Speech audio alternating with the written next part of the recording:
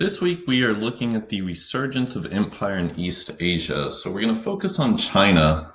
And last time we left off with China was at the end of the classical period. And the Han Dynasty was in decline. And that's going to usher in this period of division. So after the fall of the Han Dynasty, China's going to fall to many smaller dynasties. And so it starts with the Three Kingdoms, and then the Jin Dynasty, and then the period of 16 kingdoms, and many others. But the point is, China was no longer highly centralized.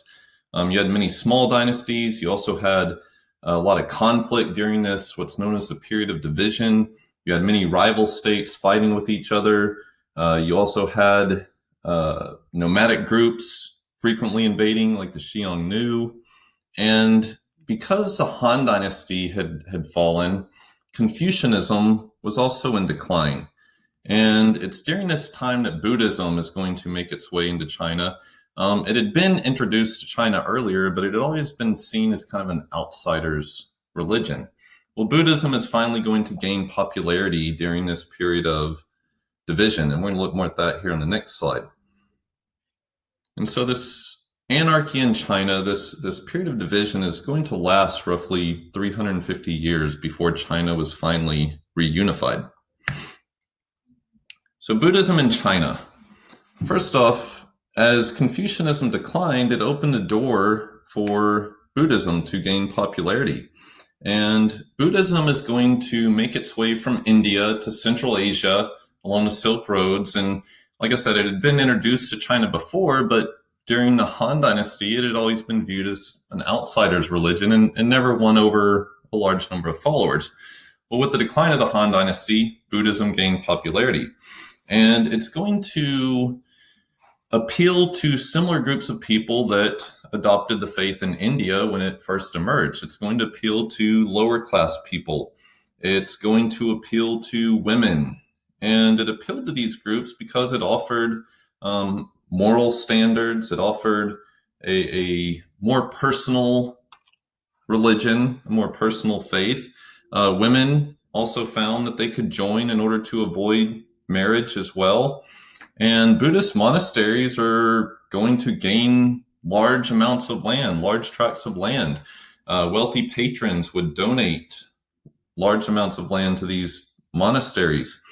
And we're also going to see Buddhism kind of pose a challenge to some traditional Chinese cultural traits. For example, in these monasteries, celibacy was encouraged. Well, China was used to encouraging large families and the importance of family. It also challenged older traditions like the veneration of ancestors. Another thing we're going to see with Buddhism as it spreads to China is syncretism. It's going to mix with the existing culture. And a good example of this is it's kind of blending with Taoism. And so to appeal to Chinese people, Buddhists began to use Taoist vocabulary and kind of try to work in Taoist language into the religion. For example, the idea of Dharma is described as the Tao because people were already familiar with the Tao and the idea of the Tao. We're also going to see other examples of syncretism. For example, the popularity of Mahayana Buddhism. So traditional Buddhism is known as Theravada Buddhism. And Theravada Buddhism remained popular in Central Asia, it remained popular in Southeast Asia, and it sees Buddha more as a man. Well, in China, they're going to kind of appeal more towards Mahayana Buddhism. And Mahayana Buddhism saw Buddha more as a god, as a divine figure. We're also going to see some other examples of syncretism. Buddhism is going to become more patriarchal to fit in with Chinese culture. Buddha becomes heavier. Buddha himself, Siddhartha Gautama, was a skinny Indian man. Well, that didn't fit in with Chinese society because in China, if you were skinny, it meant you were poor. And so that's where Buddha becomes heavier in order to appeal better to Chinese culture. Another version of Buddhism that becomes popular in China is Chan Buddhism. Chan Buddhism focuses on meditation, and through this meditation, you can achieve these kind of brief flashes of insight. And so that becomes very popular as well. Now, there also grew some hostility towards Buddhism. And there was a lot of resistance from Taoists and Confucians who were already in China. And Buddhism became quite popular during this period of division. And even in the early days of the Tang Dynasty, it remained fairly popular.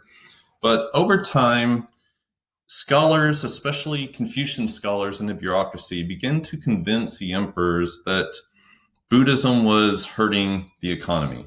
And they convinced the emperors that Buddhism was taking taxes away from the peoples because these monasteries were tax exempt. They had these huge tracts of land that weren't benefiting society. And so beginning in the 800s, the 9th century CE, Tang emperors began to attack Buddhism. And we're going to see this especially in 845. The Tang emperor orders 4,600 monasteries closed. Over 40,000 temples are closed or destroyed. And so then we start to see the persecution of Buddhism and the reassertion of Confucianism as the central ideology. But despite this persecution, Buddhism is going to remain a faith in China.